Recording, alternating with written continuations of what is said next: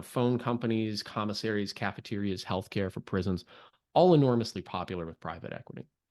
To stick with the health or with the mobile home situation specifically that you raised, that was a really interesting story, and it goes back to um, Carlisle, which one of the stories that I was really interested in was their acquisition of a mobile home park in the Bay Area. Mobile home, a famously expensive part of the country to live in. Mobile homes were sort of the last bastion of affordability in some of these areas. Carlisle bought it up, then significantly raised lot rents at the mobile homes.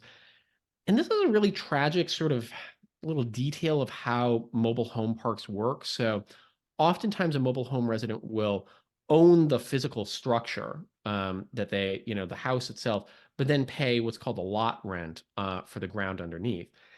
And we call them mobile homes. It's a bit of a misnomer. Many of these homes can in fact be moved.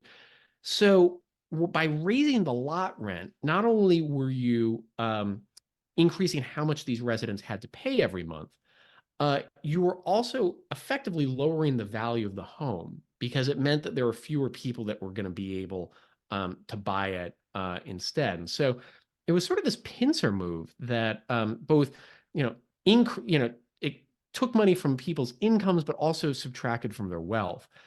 And the extent to which the mobile home residents were just completely outgunned by Carlisle in this was really extraordinary. The LA Times did really important reporting about how residents would literally collect cans in order to afford time to meet with a lawyer. They had a quote about how they had connected enough cans to afford a third hour with an attorney.